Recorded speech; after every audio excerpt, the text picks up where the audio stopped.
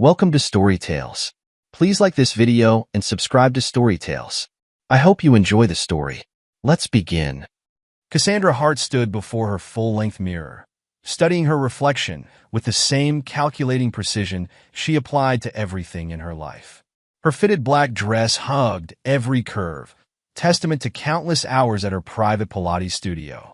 At 48, she still turned heads, and she knew it. A small smile played at the corners of her red-painted lips as she fastened a diamond tennis bracelet, one of many gifts from Trent over their 23 years of marriage. "Mom?" Amara's voice carried through the master bedroom door. "Are you decent? Come in, darling." Cassie adjusted her hair, letting it fall in artificial waves over her shoulders. The door opened, revealing her daughter's reflection in the mirror, all long limbs and sharp edges. A younger version of herself, but with an added layer of calculation that sometimes made Cassie proud and sometimes made her nervous. "Hot date." Amara smirked, flopping onto the king-size bed. Her phone never left her hand, thumb scrolling continuously through social media. Even as she spoke, Cassie turned, studying her daughter's knowing expression. "Just dinner with friends, right?" Amara's eyebrow arched. "The same friends you've been having dinner with 3 times this week?" "Dad's still at the office, by the way. Called to say he's working late again." "Of course he is."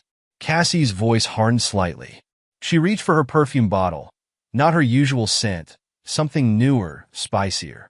"Your father's always working late these days. The firm needs him, after all. The whole world would collapse without Trent Hart burning the midnight oil. You could just tell him, you know." Amara sat up, finally setting her phone aside. "About Michael. Or is it David this week?" Cassie's hand froze mid-spray. "I don't know what you're talking about." "Please." Amara rolled her eyes. "I'm not stupid, Mom. I've seen the texts when you leave your phone out. The different names, the late meetings, the new perfumes. I'm actually impressed you're better at this than half my friends' moms who tried the same thing." For a moment, mother and daughter stared at each other in the mirror's reflection. Then Cassie sighed, turning to face her daughter directly. "What do you want, Amara? To judge me? To lecture me about loyalty? God, no." Amara laughed, the sound surprisingly mature for her 18 years. "I want you to be happy. Dad's been checking out of this marriage for years, burying himself in work, treating this place like a hotel he visits between client meetings. You deserve better." Warmth bloomed in Cassie's chest, not guilt, not shame, but vindication. "You sound so grown up sometimes. I learned from the best." Amara stood, moving to adjust her mother's necklace. "So, who is it tonight? The architect or the gallery owner?" "Neither." Cassie smiled, a genuine expression this time. "Someone new. A client of your father's, actually. Property developer. Younger. Very attentive. Does he know you're married?" "Of course. They all do." Cassie checked her lipstick one final time. "I'm not looking to replace your father, darling. I just want more." "Is that so wrong?" "Not to me." Amara's smile mirrored her mother's sharp, knowing. "But maybe it's time to stop sneaking around. Tell Dad what you want, what you need. He's not completely unreasonable. Maybe if you frame it right." Cassie considered this, studying their twin reflections. "You think he'd understand? Your father, Mr. Traditional values himself. I think he'd rather negotiate than lose you entirely." Amara shrugged. "And if he doesn't? Well, that's what prenups are for, right? Or lack thereof." They shared a laugh, the sound echoing through the massive master suite. Cassie grabbed her clutch, checking its contents. Credit cards, all tied to Trent's accounts, of course. "Don't wait up, darling. And if your father calls, you're at book club." Amara was already back on her phone. "Go. Have fun. Live a little." Across town, in the gleaming high-rise that housed Hart and Associates law firm, Trent Hart stood at his office window, staring out at the city lights beginning to twinkle in the gathering dusk. His laptop screen glowed behind him, spreadsheets and contracts demanding attention, but his mind was elsewhere. The photo on his desk caught his eye. Their 20th anniversary celebration, 3 years ago. Cassie smiling, champagne glass in hand, Amara between them. All three perfectly posed for the camera. The perfect family. His jaw clenched as he remembered the text he'd received earlier from their housekeeper. Mrs. Hart left dressed for evening. "Very nice dress. New perfume." Maria had been with them for 15 years, loyal to a fault, and she'd begun sending these little updates months ago. Not judging, not suggesting, just informing. Trent appreciated her discretion. Even as each message drove another nail into the coffin of his marriage, his phone buzzed a client needing immediate attention, a crisis that couldn't wait until morning. He welcomed the distraction, diving back into work, doing what he did best, solving other people's problems while his own life crumbled around him. Hours passed in a blur of conference calls and emergency meetings. It was nearly midnight when he finally shut down his computer, his secretary long gone, the office floor silent except for the quiet hum of the cleaning crew's vacuum in the distance. The drive home felt longer than usual, each mile giving him time to think, to remember, to plan. He'd seen the signs for months now. The late nights, the new clothes, the different perfumes. He'd watched his wife pull away, watched his daughter's attitude shift from teenage rebellion to something harder, colder, more calculated. That he pulled into their circular driveway, noting Cassie's Mercedes already parked in its usual spot. The house loomed before him, a modernist mansion that had once represented everything he'd achieved. Now it felt like a stage set, a facade hiding the rot beneath inside. He heard movement in the kitchen, the clink of glass against granite. Taking a deep breath, he loosened his tie and stepped through the front door. Tonight would be different. Tonight, he would face whatever waited for him in that kitchen. The scent hit him first. Unfamiliar cologne mixed with his wife's new perfume, a combination that made his stomach turn. He set down his briefcase, each movement deliberate, controlled. The grandfather clock struck midnight, its chimes echoing through the foyer like a countdown. That Cassie's voice drifted from the kitchen, slightly slurred but clear enough. "Waiting for you, darling." Trent squared his shoulders and walked toward the sound. 23 years of marriage had led to this moment, and whatever happened next would change everything. He just didn't know how much. The crystal wine glass trembled in Cassandra Hart's manicured fingers as she poured herself another generous serving of Cabernet. Her thoughts drifted back to just hours earlier, to strong hands and stolen kisses in a dimly lit restaurant booth. Marcus, or was it Michael? The names hardly mattered anymore. Had been particularly bold tonight, his fingers tracing patterns on her thigh under the tablecloth while other diners remained oblivious. Her phone buzzed on the granite countertop. A text from Amara. "Dad just turned onto our street. Ready?" Cassie smiled, taking another sip of wine. Ready didn't begin to cover it. 23 years of playing the perfect wife, the devoted mother, the gracious hostess at countless firm parties. She was done with all of it. The wine coursed through her veins, liquid courage fueling her resolve. Her daughter appeared in the kitchen doorway, barefoot in designer pajamas, phone clutched like a weapon in her manicured hands. "You didn't shower," Amara noted, her lips curving into a knowing smile. "The cologne's still pretty strong." "Good." Cassie tossed back the remainder of her wine. "No more hiding. No more pretending. You really think he'll go for it?" Amara hopped onto one of the kitchen island's bar stools, legs swinging slightly.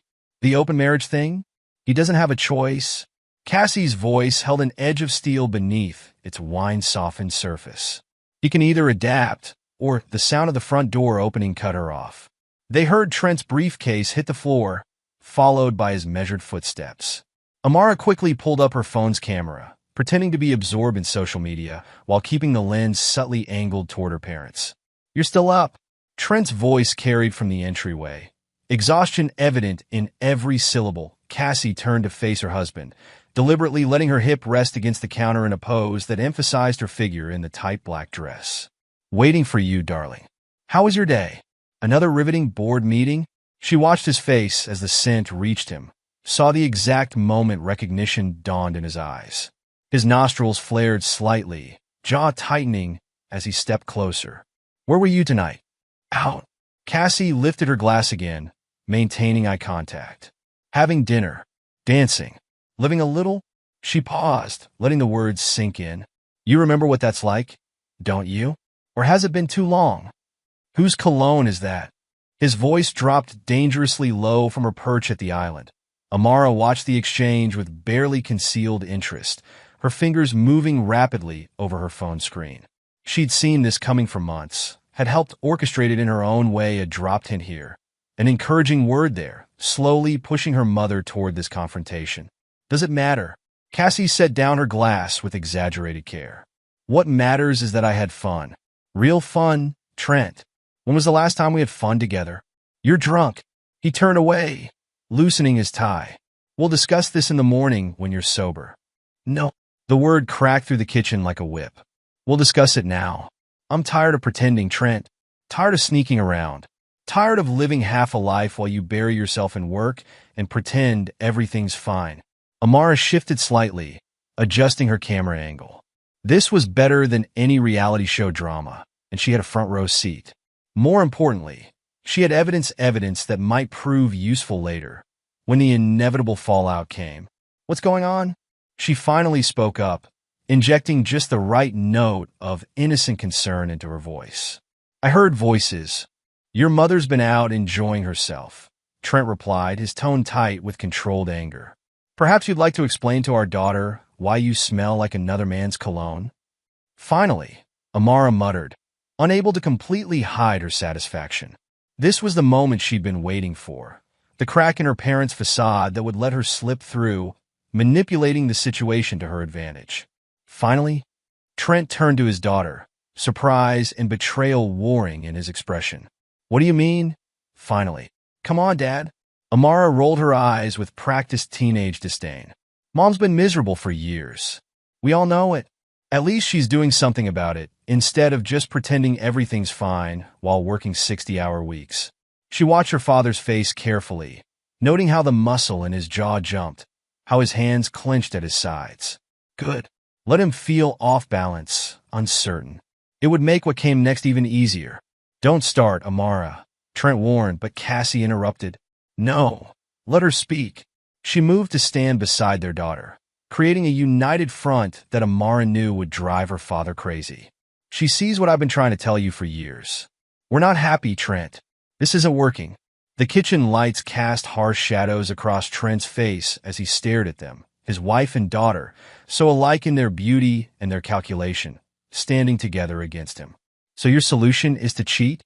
His voice rose slightly. To throw away 23 years of marriage? My solution, Cassie drew herself up to her full height, is to be honest about what I want. What I need. She paused, taking a deep breath. I want an open marriage, Trent. Amara suppressed a smile as she watched her father process this. She'd helped her mother rehearse this moment, suggested the exact phrasing, knowing it would hit him hardest. Because that was what Amara did best. She observed, she calculated, and she manipulated situations to her advantage. An open marriage. Trent's voice was flat, disbelieving. Yes. Cassie's confidence seemed to grow with each word. We can both see other people. Discreetly, of course. No emotional attachments, just physical relationships to fulfill what we're missing at home. You can do it too, Trent. Find someone who makes you feel alive again. This is insane. Trent ran a hand through his graying hair.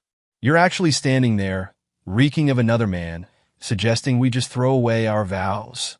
They're just words, Dad, Amara interjected, careful to keep her tone reasonable, mature. People change. Relationships evolve. You can't expect Mom to keep living in this prison? Thunder cracked in Trent's voice. This house? This life I've built for us? The private schools, the vacations, the credit cards, it's a prison to you. Amara felt a flicker of satisfaction at his reaction. Every word was playing out exactly as she'd imagined. Each response carefully orchestrated through weeks of subtle manipulation. She'd pushed her mother toward this confrontation, knowing it would force changes that Amara could use to her advantage. The golden bars are still bars, Cassie said softly, reaching for her wine glass again. I'm not asking for permission, Trent. I'm telling you how things are going to be. You can either accept it and we can move forward together, or the threat hung in the air, unspoken but clear. Amara watched her father's face, noting every micro-expression, every tell that revealed his growing anger. She knew what came next, had planned for it, counted on it. Because in the chaos that would follow, she would find her opportunity. The kitchen fell silent, except for the soft hum of the refrigerator and the quiet drip of the faucet. Three people caught in a web of betrayal, manipulation, and destruction of their own making. And somewhere in the house, the grandfather clock continued its steady countdown toward midnight, marking time as a family fell apart. Or what? Trent's question hung in the air like smoke, acrid and choking. He stepped closer to his wife, close enough to see the slight glaze in her eyes from the wine, close enough to catch every nuance of the unfamiliar cologne that clung to her designer dress. Or you'll leave? Take half of everything I've worked for? Is that the threat? Cassie lifted her chin, defiant despite the slight sway in her stance. It's not a threat. Her voice remained steady, practiced. It's a choice. Your choice. We can be honest with each other, give each other the freedom we both need, or we can end it all together. But I won't go back to pretending. Mom's right, Amara interjected, her phone still recording every moment of the confrontation. She moved to stand closer to her mother, their shoulders nearly touching. You're being unreasonable, Dad. This could be good for both of you. You're always talking about business innovations. Why not innovate your marriage? A harsh laugh escaped Trent's throat. Innovation? He gestured at the kitchen around them, at the imported marble countertops and professional-grade appliances he'd bought to please his wife. Is that what we're calling betrayal now? Modernization? Progress? His eyes fixed on Amara's phone. And put that damn thing away. This isn't one of your reality shows. I'm documenting, Amara replied coolly, not lowering the device. In case things get heated, you seem pretty angry, Dad. Maybe we should all take a breath. Angry? Trent's voice dropped to a dangerous whisper. You think this is anger? This is disappointment, Amara. Disgust. Looking at the two of you standing there, plotting the destruction of our family like it's some kind of game. No one's destroying anything, Cassie interrupted, reaching for the wine bottle again. Trent's hand shot out, catching her wrist before she could pour. Enough wine. If you want to have this conversation, have it sober. Let go of her. Amara stepped forward, but Cassie waved her back. It's fine, darling. Your father's just showing his true colors now. The controlling man behind the successful lawyer facade. She pulled her wrist free, rubbing it although he hadn't gripped hard enough to leave a mark. This is exactly why I needed to find comfort elsewhere, Trent. This right here. Comfort. The word tasted like ash in his mouth. You call destroying our marriage comfort? You call teaching our daughter that vows mean nothing comfort? Oh, please, Amara rolled her eyes. Stop with the moral high ground, Dad. Mom's just being honest about what she wants. What she needs. At least she's not hiding behind work and pretending everything's fine. Trent turned to his daughter, really looking at her. When had she become this person? This manipulative young woman who could stand in their kitchen and defend adultery as if it were nothing more serious than a change in dinner plans? And what do you get out of this, Amara? What's your angle? Excuse me? She blinked, the first sign of genuine surprise he'd seen all evening. Your angle. Your game. Because you always have one, don't you? He stepped closer to her, noting how she instinctively backed up despite her brave front. The straight A's you maintain by manipulating your teachers. The college recommendation letters you got by playing the victim. The credit card bills I pay without question because you've learned exactly how to phrase your requests. Dad, I don't. Don't lie to me. Not tonight. His voice cracked like a whip. I've watched you learn from your mother. Watched you perfect your techniques. The manipulation, the calculated moves, the careful planning. So tell me, what do you get out of encouraging her affairs? Stop attacking her. Cassie moved between them, swaying slightly. She's just trying to help us find a solution. A solution? Trent laughed again, the sound hollow and bitter. Let me tell you what I see. I see my wife, drunk and reeking of another man's cologne, demanding permission to cheat instead of having the decency to either remain faithful or file for divorce. I see my daughter recording everything, probably planning to use it as leverage later. And I see myself standing here like a fool, having worked 23 years to provide everything you both wanted, only to discover I've raised a manipulator and married a fraud. How dare you? Cassie's hand rose as if to slap him, but Trent caught her wrist again. No, his voice was ice now. You don't get to play the victim here. You made your choice when you decided to cheat. You made your choice when you walked in here tonight, flaunting your infidelity like a badge of honor. "Let go of me," Cassie whispered, but there was fear in her eyes now. Not of physical harm. Trent had never raised a hand to her in anger, but of something else. Something in his voice, his eyes, that told her this wasn't going according to plan. Gladly, he released her wrist and stepped back. "You want honesty? Here's honesty. I will never agree to an open marriage. I will never accept infidelity.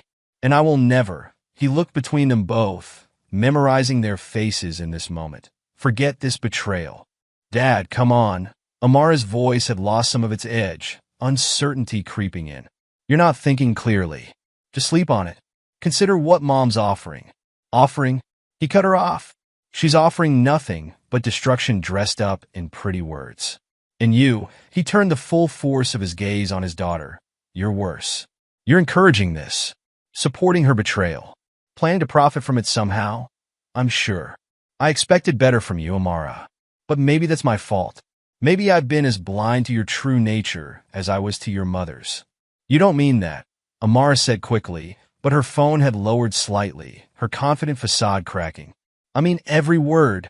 Trent straightened his tie, a gesture so normal it seemed out of place in the charged atmosphere of the kitchen. "You both want honesty? Here it is. This marriage is over. Not because you want an open relationship, Cassie. Not because you've been unfaithful. But because you've shown me exactly who you are, who you both are, and I want no part of it. Over." Cassie's wine glass slipped from her fingers, shattering on the marble floor. Red wine spread like blood across the white stone. "You can't just, I can. I will." Trent stepped carefully around the broken glass. "You'll both receive papers from my lawyer in the morning. I suggest you start looking for somewhere else to live. This is my house too." Cassie's voice rose, panic replacing her earlier confidence. "You can't just throw us out." "Actually, I can." He paused in the doorway. "Check the deed, darling. Check the prenup you were too drunk to read carefully at our engagement party. Check all the papers you've been blindly signing for years because you trusted me to handle the boring legal details." A cold smile crossed his face. "You want to talk about prisons? Try living without access to the accounts you've been draining for years." "Dad, stop." Amara stepped forward. "All pretense gone now. You're angry, we get it. But you can't just..." "Can't what?" "Protect myself? My assets? Everything I've worked for while you both played your games?" He shook his head. "Watch me." "Trent, please." Cassie's voice cracked. "We could talk about this. Work something out." "I didn't mean yes, you did." He cut her off. "You meant every word, every action, every betrayal.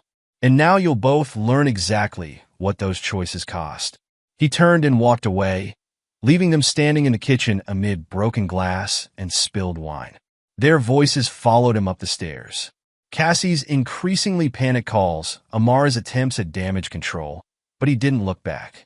In the master bedroom, Trent sat on the edge of the bed, his hands perfectly steady as he reached for his phone. A few quick texts to his personal attorney, not the firm's lawyers, who might have divided loyalties. Instructions for immediate action, for accounts to be frozen, for papers to be drawn up through the floor. He could hear them still talking in the kitchen, their voices rising and falling as they presumably plotted their next move. Let them plot. Let them scheme. He had spent 23 years building his life, his career, his fortune. He hadn't done all that without learning how to protect himself. The grandfather clock struck one, its chimes echoing through the silent house.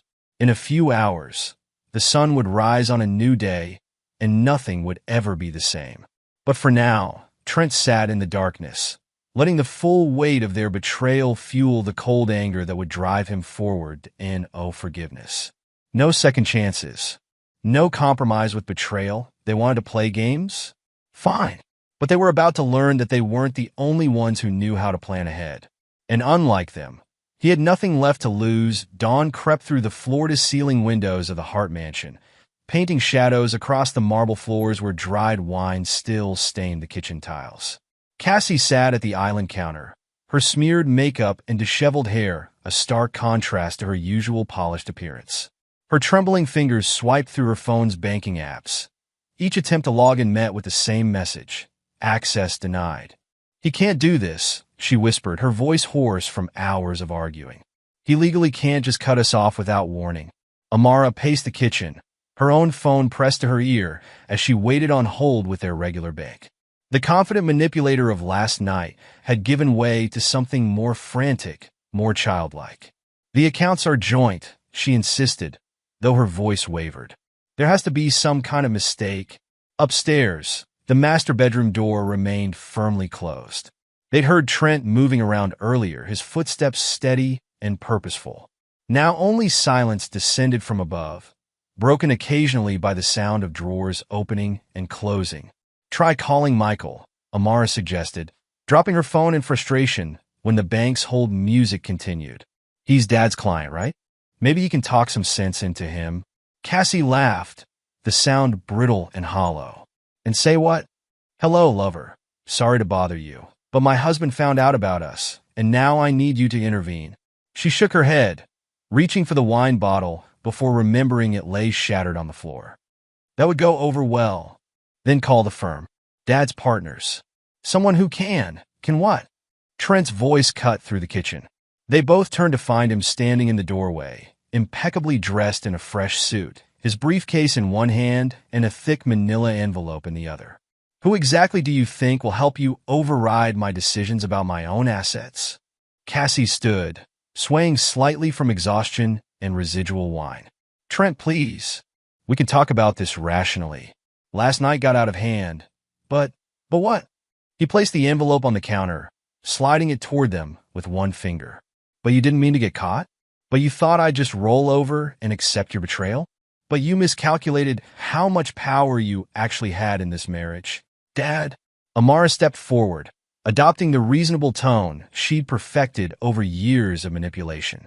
You're angry. We understand that. But cutting off access to all the accounts? Freezing our credit cards?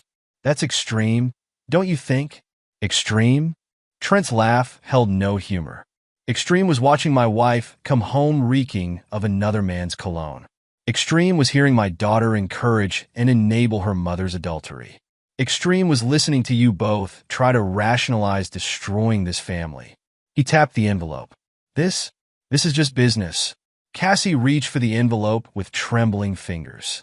Inside, she found preliminary divorce papers, already drawn up and dated with yesterday's date. When did you think last night was the first time I knew? Trent straightened his tie, the gesture deliberate and controlled. You think Maria hasn't been telling me about your dinner dates for months? You think I haven't been watching you both, seeing how this would play out? You've been spying on us? Amara's voice rose with indignation. I've been protecting myself. He met his daughter's gaze steadily. Something I learned from watching you, actually. Always be 3 steps ahead. Always have contingency plans. Always know exactly what cards you're holding before you play them. Cassie flipped through the papers, her face growing paler with each page. This can't be right. The house? The accounts? Everything's in your name? Check the dates on those property transfers, Trent suggested mildly. You signed them yourself? Boring legal documents, you called them? Tax stuff. Estate planning. All perfectly legitimate. All properly notarized. All filed with the appropriate courts months ago.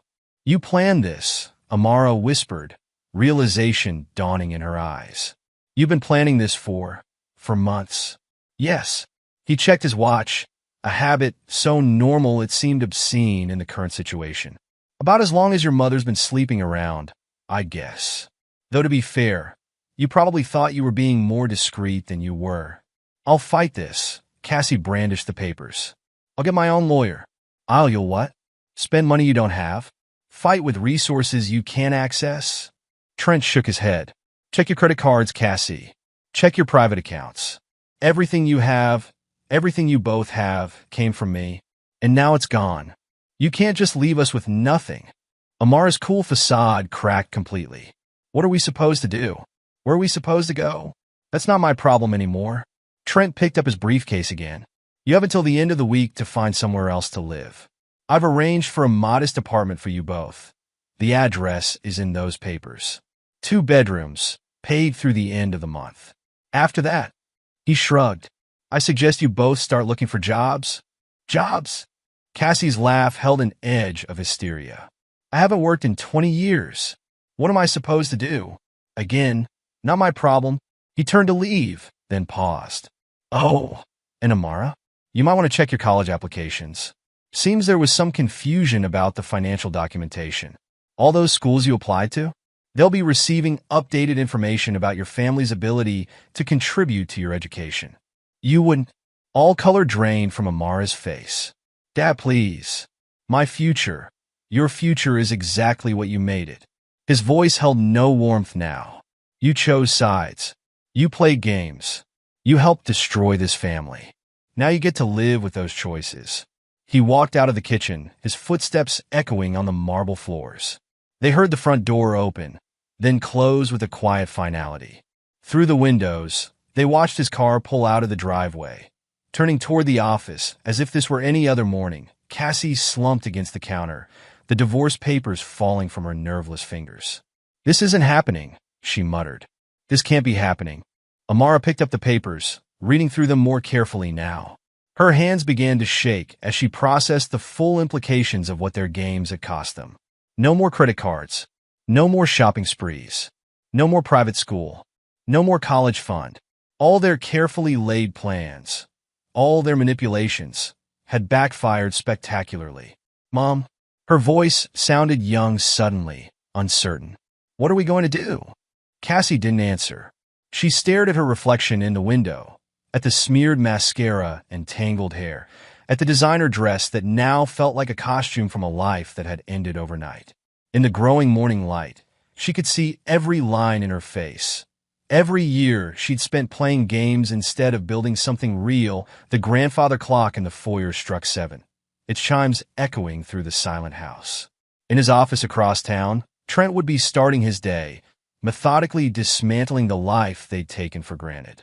In less than 12 hours, their comfortable world had shattered, leaving them standing in a kitchen stained with spilled wine and broken promises. They had wanted to play games with betrayal.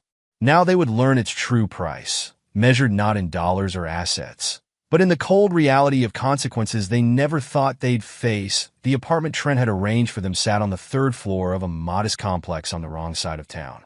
No doorman, no underground parking, no marble countertops. Cassie stood at the window, watching residents trudge to their cars in the morning light, her manicured nails drumming against a cheap laminate windowsill. I can't believe he's really making us stay here, she muttered, turning as Amara emerged from one of the small bedrooms. Did you get through to the bank yet? Better. Amara's smile held a familiar calculating edge as she perched on the arm of their second-hand couch. Grayson's coming over. Cassie's eyebrows shot up. Your boyfriend? Why? Because, mother dear, while you've been standing there feeling sorry for yourself, I've been thinking. Amara's fingers flew across her phone screen. Dad's angry, sure, but he's also practical. He won't want a scandal. Won't want his precious firm's reputation tainted by a messy divorce. What are you suggesting? I'm suggesting we need leverage. Amara looked up, her eyes glinting. And Grayson? He's perfect for that. A knock at the door interrupted them. Amara bounced up to answer it, her whole demeanor shifting as she opened the door to reveal a young man in his early 20s. Tall, athletic, with the kind of looks that came from good genes and expensive trainers, Grayson Miller stepped into their new apartment with barely concealed disdain. Babe, this is... He glanced around the space, nose wrinkling slightly. Different. I told you Daddy's being difficult, Amara pouted, wrapping her arms around his neck. But you'll help us? Won't you? Like we discussed. Cassie watched the interaction with growing interest. There was something calculated in her daughter's movements, in the way she pressed against her boyfriend, while shooting meaningful glances at her mother. Mrs. Hart. Grayson nodded in her direction. Amara told me about the situation. Pretty harsh. What your husband's doing.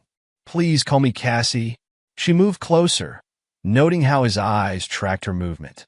Despite the circumstances, she'd managed to maintain her appearance. Designer clothes from her existing wardrobe, perfect makeup, carefully styled hair. And yes, Trent's being unreasonable. Unreasonable? Amara's laugh held a bitter edge. He's being cruel, vindictive, cutting us off completely, threatening my college plans. She pressed closer to Grayson. I don't know what we're going to do. Well, that's why I'm here, isn't it? Grayson's smile didn't quite reach his eyes. To help however I can. You're so good to me, Amara murmured, then turned to her mother. Grayson thinks we're being too nice about this whole thing. Don't you, baby? Your father's playing hardball, he agreed, moving to sit on the couch. Amara immediately curled up next to him, but her eyes remained sharp, calculating.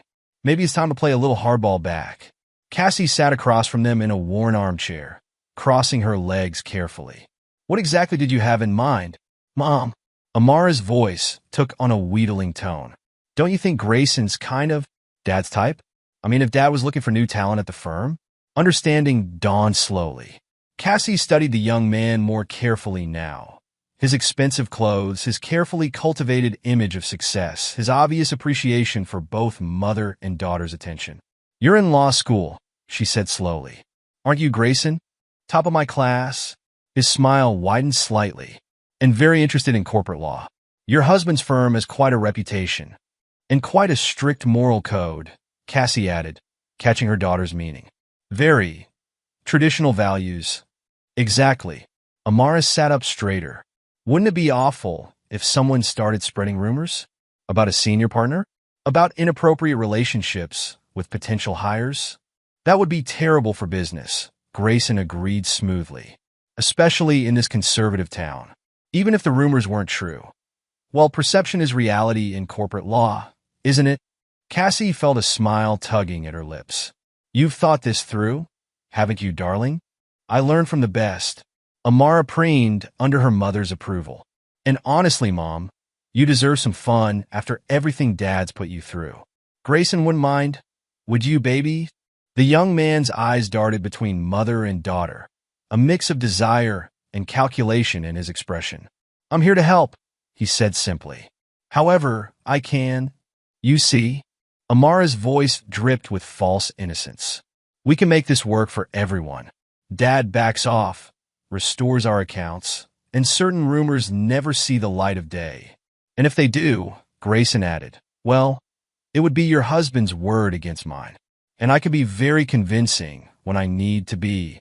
Cassie stood, moving to the kitchen area to pour herself a glass of wine. Cheap stuff now. But it would do. You're playing a dangerous game, Amara. No more dangerous than the one Dad's playing. Her daughter's voice hardened. He thinks he can just throw us away? Leave us in this dump? He needs to learn he's not the only one who can make plans. And you're okay with this? Cassie turned to Grayson. Using your talents this way? His laugh was genuine this time. Mrs. Hart, Cassie, let's be honest. I'm a law student with ambition. Your husband's firm is the top corporate firm in the state. One way or another, I plan to work there. This just speeds up the process, while providing other benefits, Amara added, running her fingers along his arm. For everyone involved. Cassie took a long sip of wine, considering. The plan was audacious, risky, and exactly the kind of leverage they needed. But something in Grayson's too smooth manner, in her daughter's too perfect plotting, made her wonder who was really manipulating whom. We'll need to be careful, she said finally. Trent's not stupid. He'll be watching for anything he can use against us. Let him watch. Amara's smile was razor-sharp now. That's kind of the point, isn't it? Give him something worth seeing and photographing, Grayson added quietly. Evidence works both ways, after all. Outside their window, the morning sun climbed higher, casting harsh light on the shabby apartment complex. But inside, in the shadows of their reduced circumstances, new plans were taking shape. Dangerous plans, built on desire and desperation, manipulation and revenge. Cassie looked at her daughter, so young, so ruthless, so much like herself at that age, and felt a mix of pride and unease. They were playing with fire, all of them, and someone was bound to get burned. She just wasn't sure who yet. The next afternoon found Grayson sprawled on their second-hand couch, his expensive loafers propped on the coffee table, while Amara sat cross-legged beside him. Cassie watched them from the kitchen, noting how her daughter's hand kept straying to his thigh, how his eyes followed her own movements as she prepared coffee in their cheap new coffee maker. So explain this plan of yours again, Cassie said, carrying 2 mugs over. She'd managed to save a few pieces of her designer wardrobe, and today's outfit showed off her figure to full advantage. How exactly do we make this work? It's simple, really. Amara accepted her coffee with a knowing smile. Grayson comes over regularly. Make sure he's seen entering and leaving. We start rumors at Dad's firm about his newest potential hire having inappropriate relationships with your daughter, Cassie pointed out. That hardly helps our cause. No, Mom. Amara's eyes glittered. With you? Grayson shifted slightly, his arm draped across the back of the couch. The rumors need to be specific, he explained. Calculated. A senior partner taking advantage of his position, promising a job to a young law student while sleeping with his wife, all while throwing his family into poverty, Amara added. It's perfect. Dad's reputation would be ruined. Cassie perched on the arm of their worn armchair. And what happens when Trent denies everything? Points out that we're just trying to extort him? That's where the evidence comes in. Grayson's smile turned predatory. Pictures. Videos. Nothing explicit, of course. Just suggestive. Me entering the apartment, staying late. You dressed provocatively. Amara conveniently absent. And you're willing to risk your actual legal career for this scheme? Cassie's eyes narrowed. Why? Because, Mrs. Hart. He sat up straighter, all pretense of casualness dropping away. I understand how power works. Your husband's firm isn't just the best in the state. It's a kingmaker. Get in there, and your future's set. But the traditional route? He laughed. That could take years. This way, I either get fast-tracked through blackmail, or I get a hefty settlement to keep quiet. Either way, I win. We all win, Amara corrected quickly. Right, baby? Of course. But his eyes stayed locked on Cassie's. Everyone gets what they want. A knock at the door made them all freeze. Amara jumped up, peering through the peephole. It's Maria, she hissed. Dad's housekeeper. Perfect timing, Grayson murmured. Let her in. Cassie understood immediately. Maria had been their housekeeper for years and apparently Trent's spy in the final months of their marriage. Whatever she saw here would get back to him. Amara opened the door, affecting surprise. Maria, what are you doing here? The older woman stood in the doorway, a box in her hands. Mr. Hart asked me to bring some things you left behind. Papers, jewelry. Her eyes took in the scene. Grayson on the couch, Cassie in her revealing outfit, the obvious tension in the air. How thoughtful of him. Cassie purred, moving to take the box. Please come in. We were just having coffee with Amara's friend. I should go. Maria started to back away, but Grayson stood, blocking her view of the door. No, please, he smiled warmly. Join us. I'd love to hear stories about working for the famous Trent Hart. I'm actually hoping to work at his firm myself soon. Maria's eyes darted between them all, clearly understanding she was meant to see this, meant to report it. I really should. Just for a minute, Amara insisted, taking the box and setting it aside. Mom made coffee, and you've been with us so long. You're practically family. The housekeeper perched uncomfortably on the edge of the armchair, accepting a cup with trembling hands. Mr. Hart would not like. Mr. Hart doesn't get to dictate who we see anymore, Cassie interrupted smoothly. Do tell Trent we're doing well, though. Making new friends. Very good friends, Grayson added, his hand straying to Cassie's waist as he passed behind her chair. The touch was subtle, but unmistakable. Maria stood abruptly, coffee sloshing over the rim of her cup. I should go. I have other deliveries. Of course, Amara showed her to the door, then turned back with a triumphant smile. Well, that worked perfectly.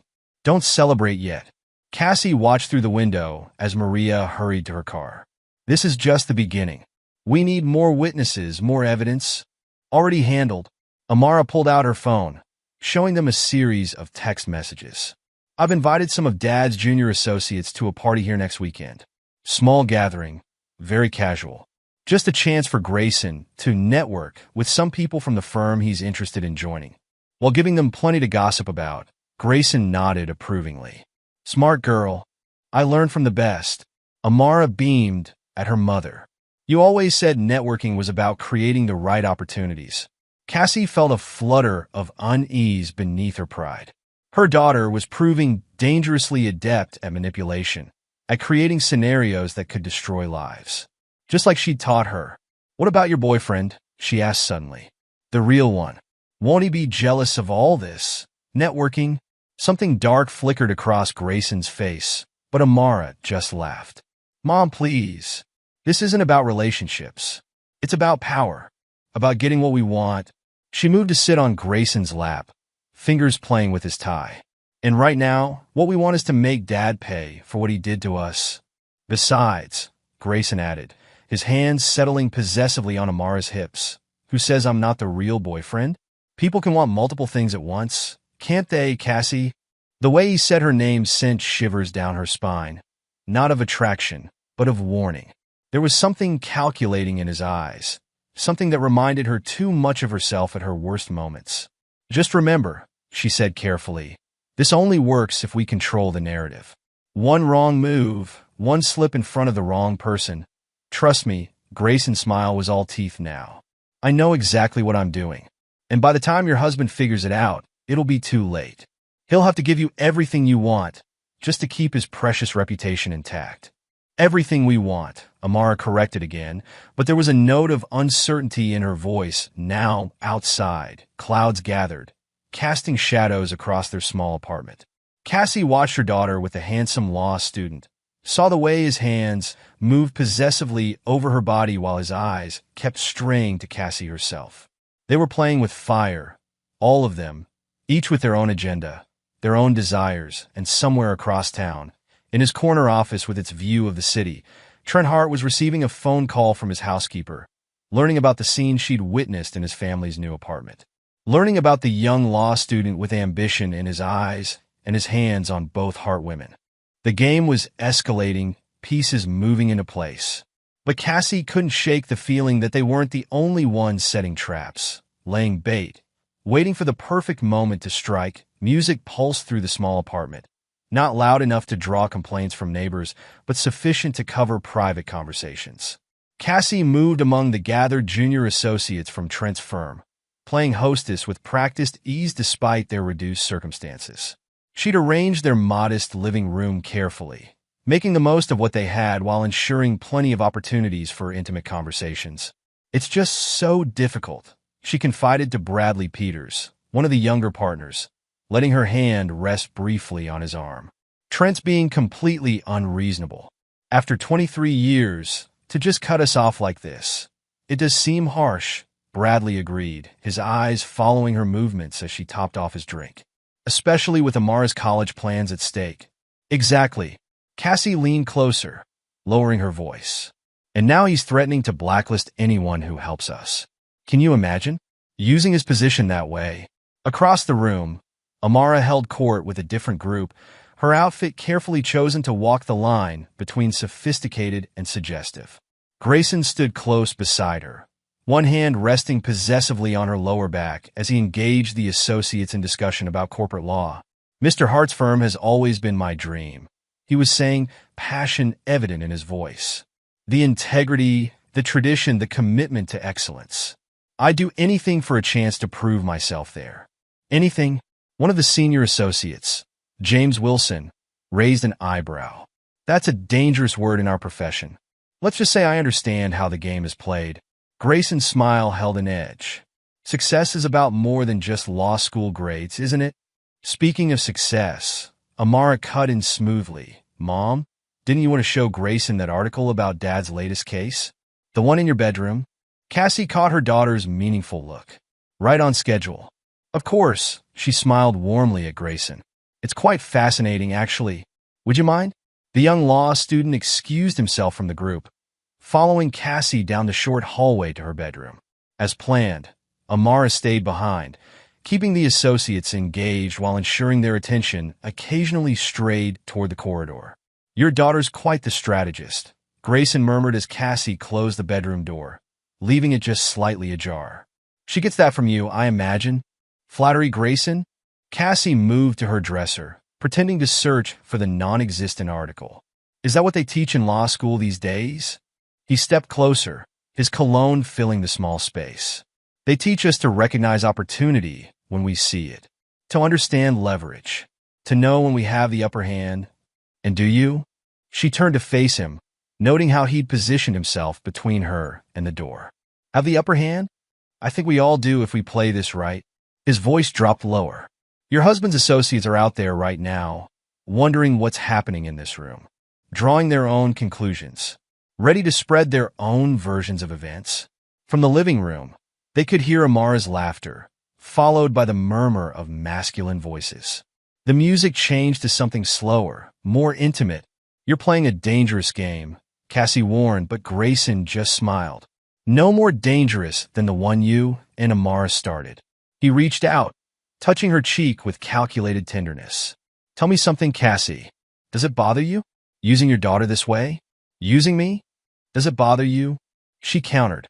"Letting yourself be used?" His laugh was soft, predatory. "Who says I'm the one being used?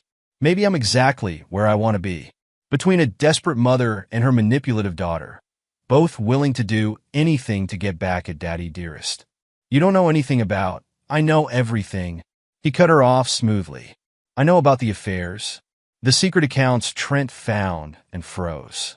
The way you taught Amara to manipulate men just like you do. The way you're trying to manipulate me right now." Cassie felt her pulse quicken. "If you know all that, why are you here?" "Because." He leaned closer, his breath warm against her ear.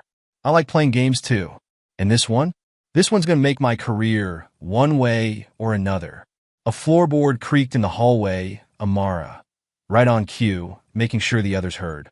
Grayson's hands moved to Cassie's waist, visible through the partially open door to anyone who might glance down the hallway.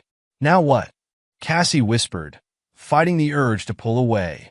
"Now," his smile was triumphant, "we give him something to talk about. Something that will get back to your husband. Something that will force his hand. And if he doesn't fold," she challenged, "if he calls our bluff, then we stop bluffing."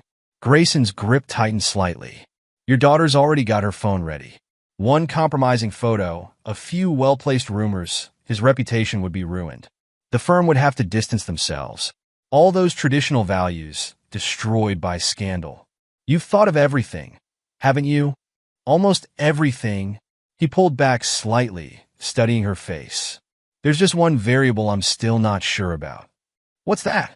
"Whether you're ready to go as far as this needs to go." His eyes held hers. "Whether you're really willing to destroy your husband completely. Because that's what it'll take, Cassie. Total destruction. No half measures." Before she could respond, Amara's voice carried down the hallway. "Mom, is everything okay in there?" "Perfect timing," Grayson murmured. He stepped back, adjusting his tie. "Shall we give them something to whisper about?" Cassie moved toward the door, her mind racing. They were committed now, all of them. The trap was set, the witnesses in place, the story already taking shape in whispered conversations and meaningful glances. But as she emerged from the bedroom, Grayson close behind, she caught sight of her daughter's expression. For just a moment, something flickered across Amara's face, something that might have been doubt, or fear, or something darker. Then it was gone, replaced by her usual calculating smile as she guided their guests' attention exactly where she wanted it. The perfect daughter, playing her part in their elaborate scheme. The party continued, drinks flowing, conversations growing looser as the evening wore on. But beneath the surface pleasantries, currents of manipulation swirled. Every laugh, every touch, every lingering glance was calculated for maximum effect. Tomorrow, the rumors would begin spreading through Trent's firm. Whispers about his wife and daughter, about the ambitious law student who spent too much time in their new apartment, about closed bedroom doors and meaningful glances. The trap was set. The game was in motion, and somewhere in the city, Trent Hart was about to discover just how far his wife and daughter would go to destroy him. The rumors spread through Trent's firm like wildfire in the days following the party. Cassie could practically feel them growing, feeding on whispered conversations and meaningful glances. Each time Grayson visited their apartment, which was increasingly often, another piece of their plan fell into place. "They're talking about it in the break room," Grayson reported, sprawled on their couch with his usual calculated casualness. "The senior partners are trying to shut it down, but you know how gossip spreads, especially when it involves the founding partner's wife and a potential new hire." Amara paced the small living room, her nervous energy palpable. "And Dad? Has he heard?" "Oh, he's heard." Grayson's smile held a predatory edge. "Your friend James made sure of that. dropped some very concerned comments about inappropriate relationships and potential scandals. Your father's face apparently went completely white. Perfect. Amara stopped pacing, turning to her mother. You know what comes next, right? Cassie set down her wine glass, studying her daughter's intense expression. We've discussed this, Amara. Are you sure? We have to push it further, Amara insisted. The rumors aren't enough. We need something concrete. Something Dad can't ignore or explain away. Your daughter's right. Grayson stood, moving to stand uncomfortably close to Cassie. Rumors are just rumors. But evidence? That's something else entirely. And you're willing to go that far? Cassie challenged, not backing away. To let Amara photograph us in compromising positions? Mom? Amara's voice held an edge of impatience. We've been over this. It doesn't have to be explicit. Just suggestive enough. Something that would ruin Dad's reputation if it got out. Force him to negotiate. Grayson's hand came up to trace Cassie's cheek, the gesture intimate and calculated. Think about it, Cassie. One afternoon of careful staging, a few strategic photos, and your husband would have to give you everything you want.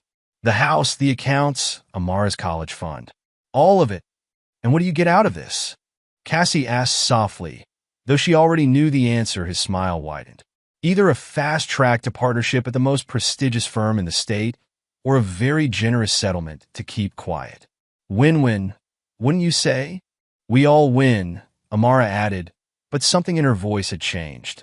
A note of uncertainty, perhaps, or fear. Cassie looked at her daughter, really looked at her. In that moment, she saw not the calculating manipulator of recent weeks, but the little girl who used to crawl into her bed during thunderstorms. What kind of mother was she, involving her child in something like this? But before she could voice her doubts, Grayson's hands were on her waist, pulling her closer. No second thoughts now, he murmured. We're too close to the endgame. He's right, Amara said quickly, pulling out her phone. Just do what comes naturally. Let me worry about getting the right angles. The wrongness of it all hit Cassie suddenly. Her daughter photographing her seduction of a man barely older than that same daughter. But they were committed now. The rumors were already spreading. If they backed out now, fine, she whispered, letting Grayson guide her toward the couch. Let's get this over with. What followed was a carefully choreographed dance of suggestion and implication. Clothes stayed on, but hands wandered. Poses were arranged for maximum impact while maintaining plausible deniability. And through it all, Amara's phone clicked steadily, capturing every moment. Perfect, she muttered, reviewing the images. These are exactly what we need. Dad will. A sound at the door made them all freeze. Keys rattling, then turning in the lock. Impossible, Cassie breathed. He wouldn't. The door swung open, revealing Trent Hart in the doorway. His expression was perfectly calm as he surveyed the scene before him. His wife in Grayson's arms, their daughter with her phone raised, the obvious implications of what they'd been doing. Well, he said softly, stepping into the apartment. Isn't this cozy? Dad! Amara quickly lowered her phone, but not before Trent's eyes locked onto it with laser focus. What are you doing here? Checking on my investment. He closed the door behind him with deliberate care. The apartment lease, you understand. Wanted to make sure everything was satisfactory. Grayson started to disentangle himself from Cassie, but Trent held up a hand. Please don't stop on my account. You all seemed so comfortable. Trent, Cassie began, but he cut her off. Save it. His voice could have frozen fire. I've heard all about your little games. The rumors at the firm. The strategic appearances. The carefully planted suggestions about inappropriate relationships. His smile was terrible to behold. Did you really think I wouldn't see through it? Mr. Hart, Grayson started to stand, slipping automatically into his professional demeanor. I can explain. Can you? Trent's laugh held no humor. Can you explain why you're molesting my wife while my daughter takes pictures? Can you explain how you plan to use those photos to blackmail your way into my firm? Please enlighten me. Amara stepped forward, her chin lifted defiantly. You brought this on yourself. Cutting us off. Leaving us in this dump. Leaving you? Trent's voice cracked like a whip. I gave you a roof over your heads. Money for food. A chance to learn some humility. And this is how you repay that minimal kindness? By orchestrating this performance? It's not a performance, Cassie protested, but her voice wavered. We save your lies. Trent pulled out his phone, tapped a few buttons, and suddenly the room filled with their own voices from earlier. Their entire conversation about staging photos, about blackmail, about destroying his reputation played back in crystal clarity. You bugged the apartment, Amara whispered, her face draining of color. Of course I did. Trent's smile was cold. Did you think I'd just leave you here unsupervised? That I wouldn't protect myself against exactly this kind of scheme? He turned to Grayson, who had gone very still. As for you, Mr. Miller, I've already spoken with your law school's ethics board.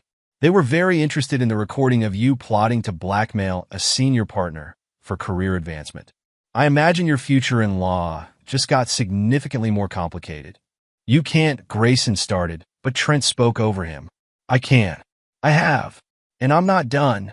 He looked between the three of them, his expression carved from stone. The photos you just took?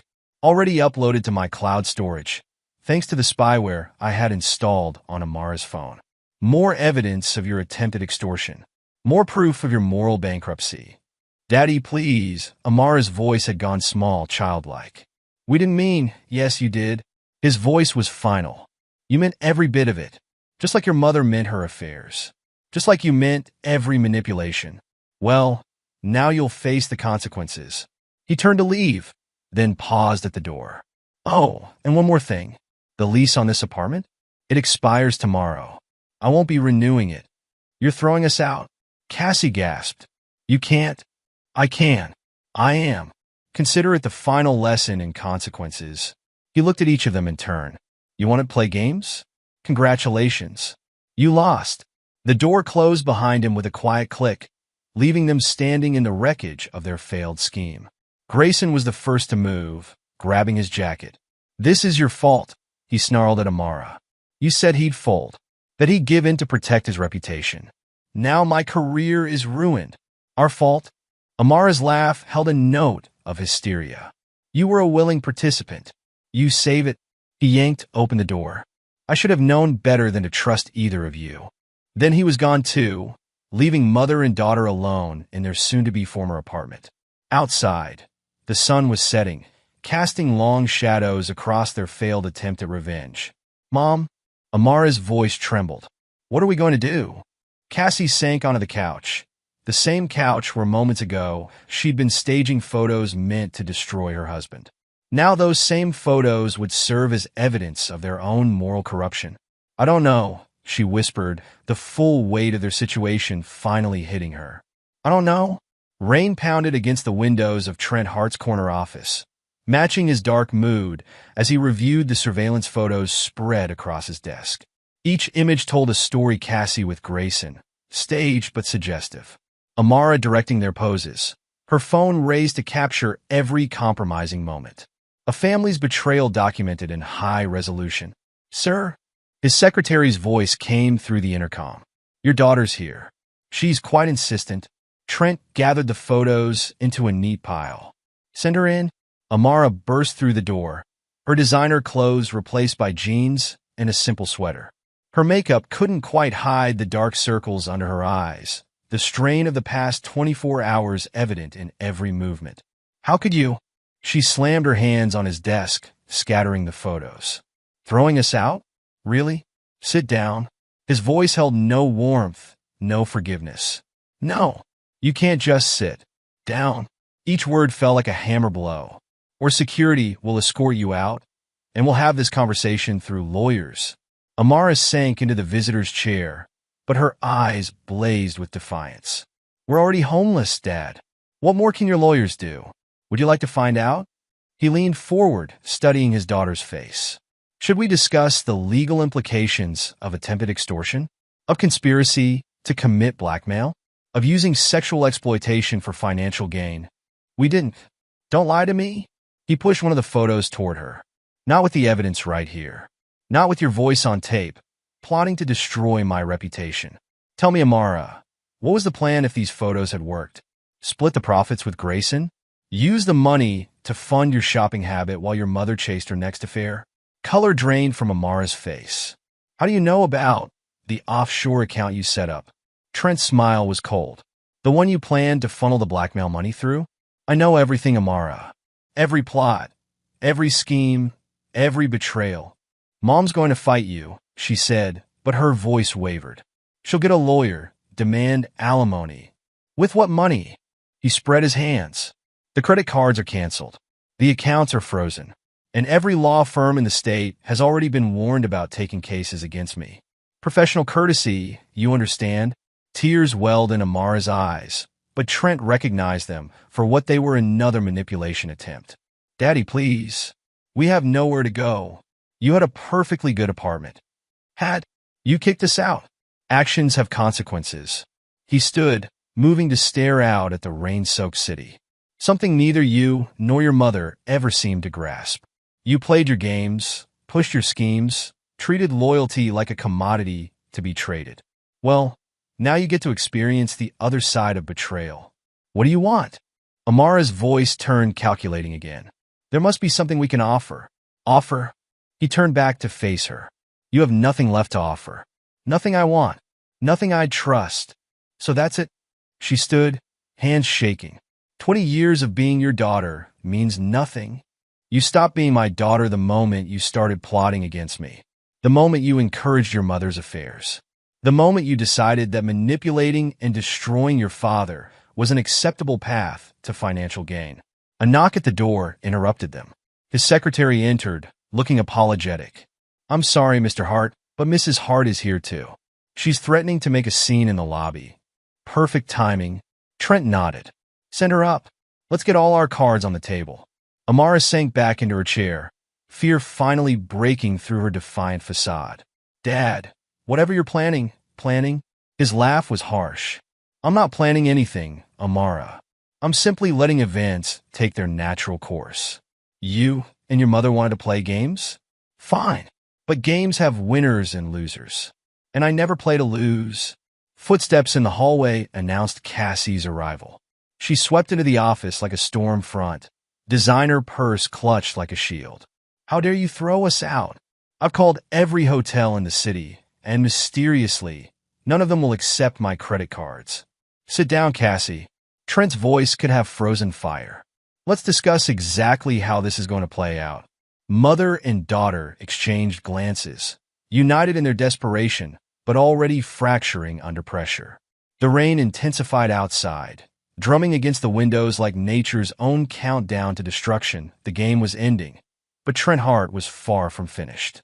He had one final lesson to teach about the true price of betrayal. You can't do this to us. Cassie paced Trent's office, her heels clicking against the hardwood floors. I'm still your wife. I have rights. Rights? Trent's laugh cut through the room. Let's talk about rights, Cassie. Let's talk about my right to not be betrayed. My right to protect myself from a wife and daughter who plotted to destroy me. We wouldn't have had to plot anything if you hadn't frozen our accounts, Amara interjected from her chair. If you hadn't thrown us into poverty? Trent lifted an eyebrow. That apartment cost more per month than most people's mortgage payments. You had food, shelter, basic necessities. But that wasn't enough for either of you, was it? You needed your shopping sprees, your spa days, your endless credit cards. We needed dignity. Cassie whirled to face him. You humiliated us, forced us to live like normal peoples. He stood, matching her intensity. Instead of entitled parasites living off my work? How terrible for you both. Amara leaned forward, adopting the reasonable tone that had worked so often in the past. Dad, please. We can work something out. Make a deal. A deal. He picked up his phone, tapped a few buttons. Their voices filled the office. Just think about it, Mom. One afternoon with Grayson, a few strategic photos, and Dad will have to give us everything we want. The rumors aren't enough. We need something concrete. Something Dad can't ignore or explain away. These photos will destroy his reputation. Force him to negotiate. Trent stopped the playback. That kind of deal, Amara? The kind where you use my own daughter's boyfriend to create fake scandal? Where you photograph your mother in compromising positions for blackmail? It wasn't like that, Cassie protested weakly. No. He spread more photos across his desk. Then explain these. Explain why my 18-year-old daughter is directing sexual poses between her mother and her supposed boyfriend. Explain how any of this was meant to be anything but destruction. We were desperate. Amara's voice cracked. You left us no choice. There's always a choice. Trent's voice hardened. You chose betrayal, manipulation, exploitation. Now you get to choose how you handle the consequences. What consequences? Cassie demanded. You've already taken everything. Not quite everything. He pressed another button on his phone. Send him in. The office door opened, revealing a man in an expensive suit. Cassie's face went white. Michael. Hello, Cassie. Her former lover wouldn't meet her eyes. I'm sorry, but Mr. Hart made some compelling arguments about my position at his firm. You're firing him? Amara jumped up. Just because he slept with Mom?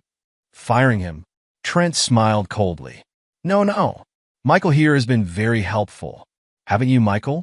Telling me all about Cassie's other affairs. The plans she made. The things she said about me, about our marriage. You bastard, Cassie whispered, but it wasn't clear whether she meant her husband or her former lover. That's not all, Michael continued, his voice strained. I told Mr. Hart about the offshore accounts. The ones you set up for emergency purposes. Cassie sank into a chair, her legs giving out. You didn't. He did. Trent's satisfaction was palpable. Just like David told me about your plans to divorce me once Amara turned 21. Just like Thomas revealed your discussions about taking half my assets. You see, Cassie, your lovers were all quite willing to talk when their careers were at stake. You investigated me? Her voice trembled with rage and fear. I protected myself. He turned to Amara. Just like I investigated your little schemes. The credit card fraud. The manipulation of your teachers.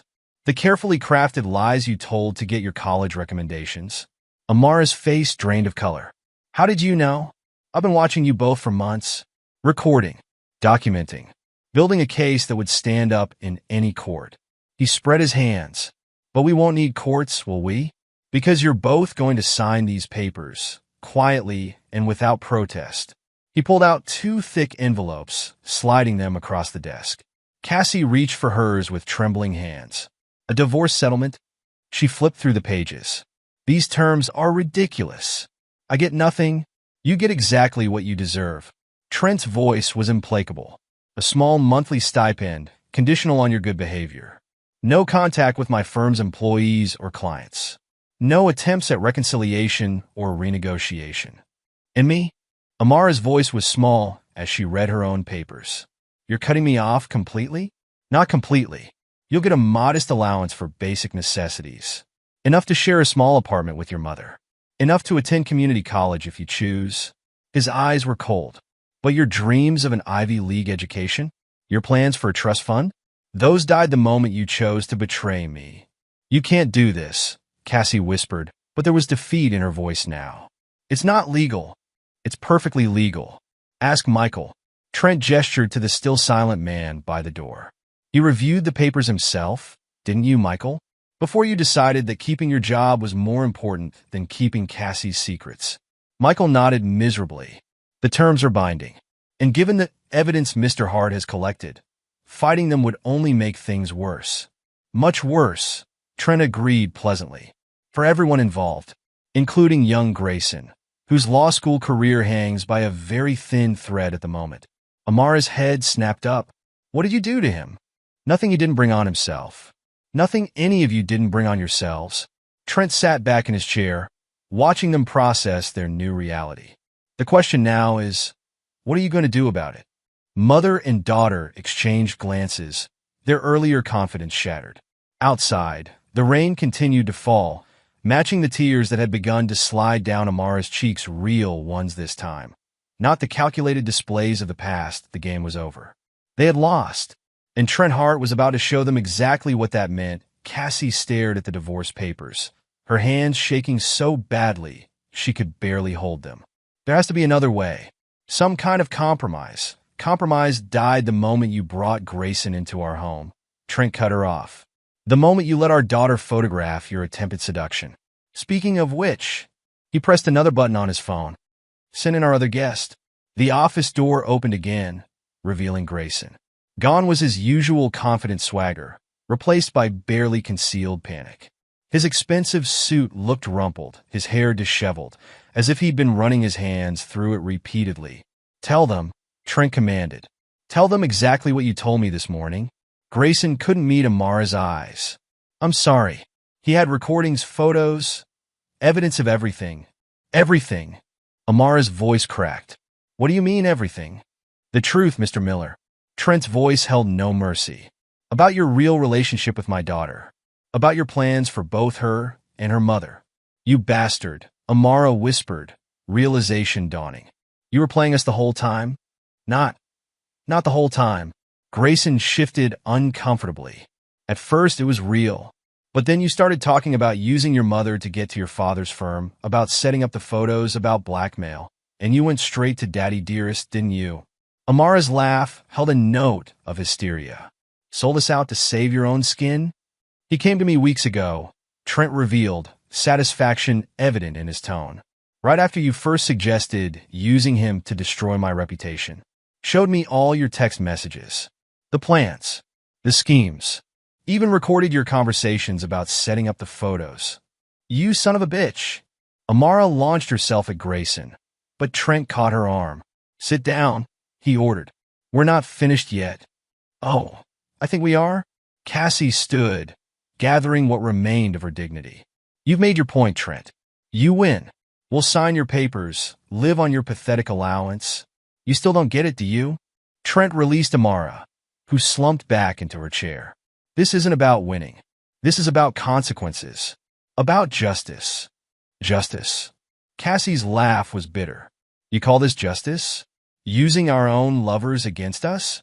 Turning everyone we trusted into your spies?" "No, I call it karma." Trent turned to Grayson. "Show them the rest."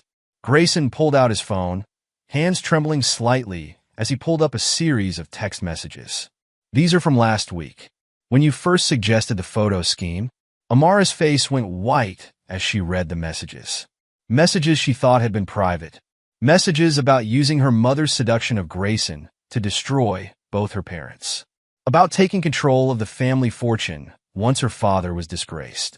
About making sure her mother ended up with nothing too. "You were going to betray me?" Cassie's voice was barely audible. "Your own mother?" "Mom, I can explain. Save it." Cassie turned away, tears finally breaking through her careful makeup. "I taught you too well, didn't I? Taught you how to manipulate, how to betray, how to destroy the people closest to you. Like mother, like daughter," Trent observed coldly. "Each of you plotting against the other, thinking you were so clever. Never realizing you were being played the entire time. By everyone," Grayson added quietly.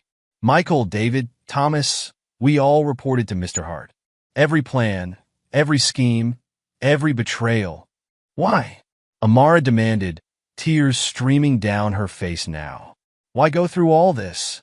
Why not just divorce Mom when you first found out about her affairs?"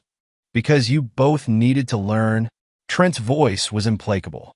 "About loyalty, about consequences, about the true price of betrayal."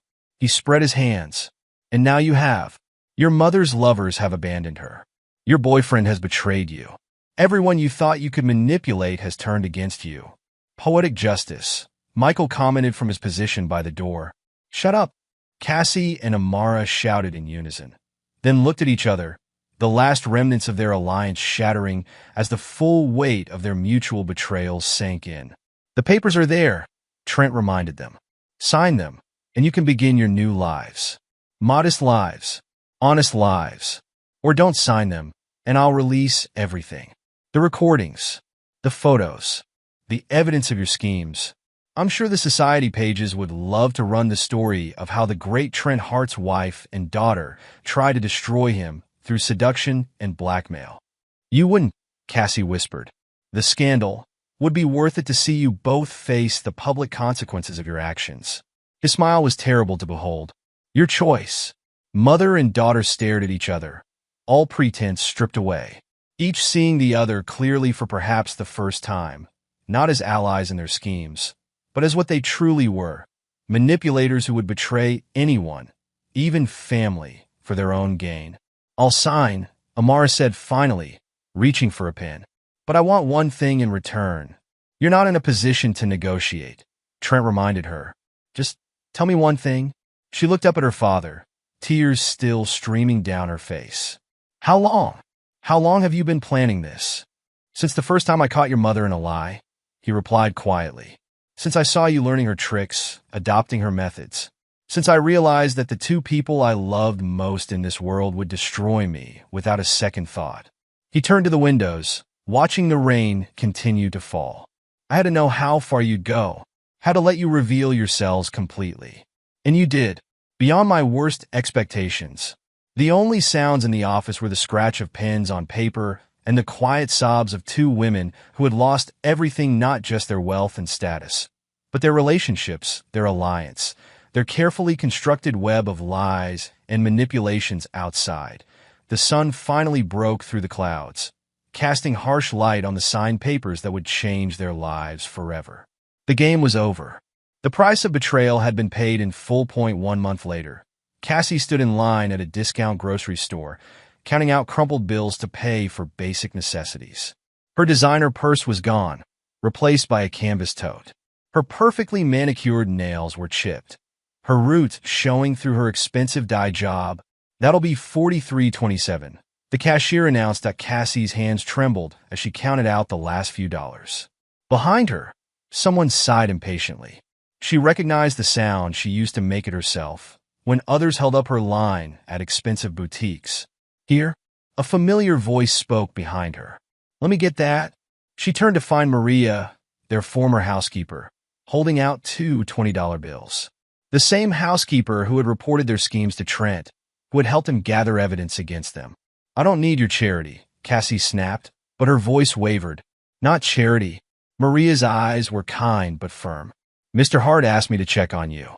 Make sure you're managing. Still watching us?" Cassie laughed bitterly. Still reporting back to him? Still caring, despite everything? Maria placed the money on the counter. "He wants to know you're learning, growing, changing. Tell him to go to hell." But Cassie didn't stop the cashier from taking Maria's money, didn't protest when the housekeeper helped her carry the bags to her bus stop. "Where's Amara?" Maria asked as they waited for the bus. Cassie's face tightened. "Community college.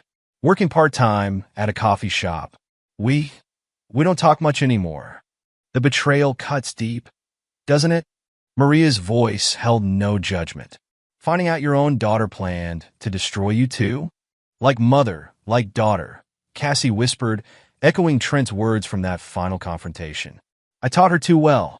Taught her that loyalty means nothing, that everyone's a potential mark, that love is just another tool for manipulation." The bus arrived, but Maria held Cassie's arm before she could board. "It's not too late, you know, to change, to grow, to become someone worthy of trust again." "Why do you care?" Cassie demanded. "After everything we did, everything we were?" "Because Mr. Hart cares." Maria released her arm. "Even now, even after everything, he wants you both to find your way back to being decent people. Not for him.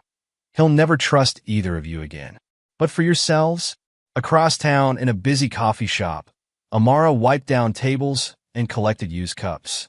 Her designer clothes were replaced by a plain black uniform, her perfectly styled hair pulled back in a simple ponytail.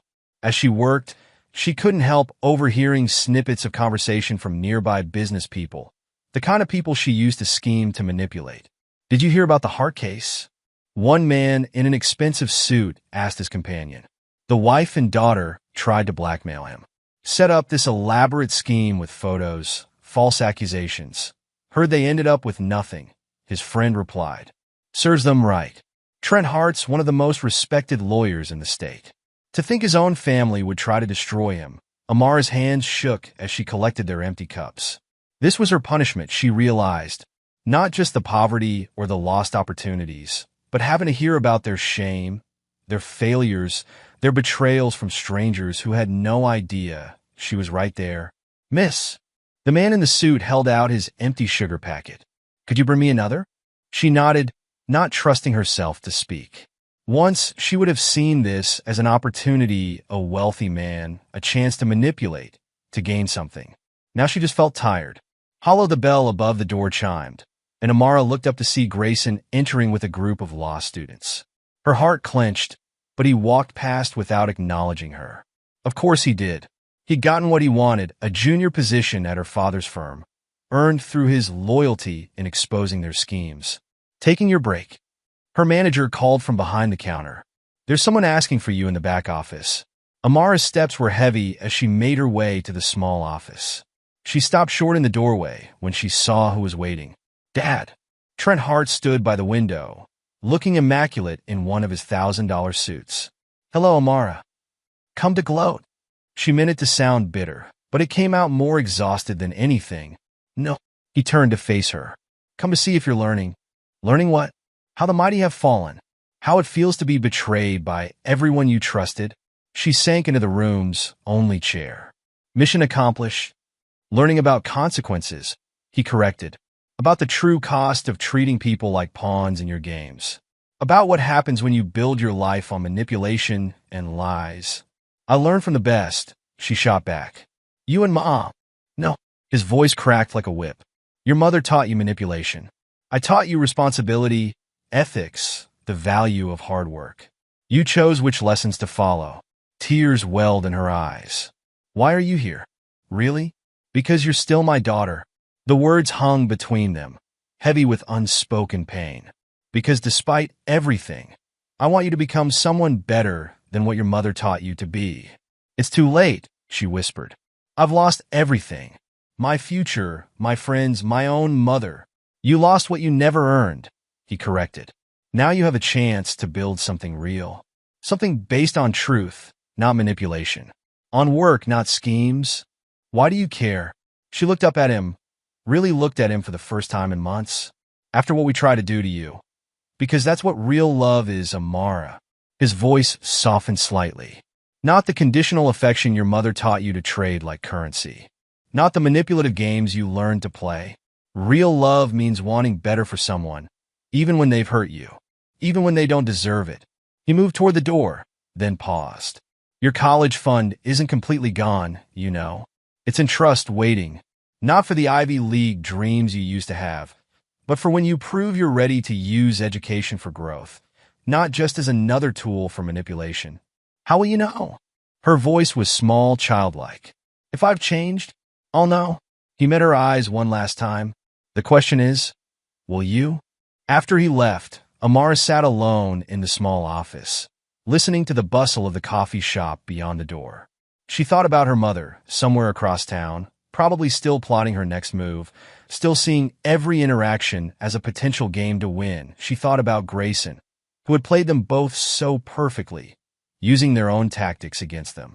About her father, who had orchestrated their downfall not out of cruelty, but out of a desperate hope that they might learn, might change, might grow. The manager called her name, reminding her that tables needed clearing, customers needed serving. Real work, honest work, the kind she used to look down on. She stood, straightened her simple uniform, and walked back into the shop across town. In his corner office, Trent Hart sat at his desk, looking at a family photo from happier times. He opened his bottom drawer, placed the photo inside, and locked it away. Some bridges couldn't be rebuilt. Some betrayals went too deep for forgiveness, but maybe, just maybe, from the ashes of their destruction, something new could grow. Not forgiveness, never that, but perhaps understanding. Growth. Change. The price of betrayal had been paid in full. Now it was up to them to decide what to build in its wake.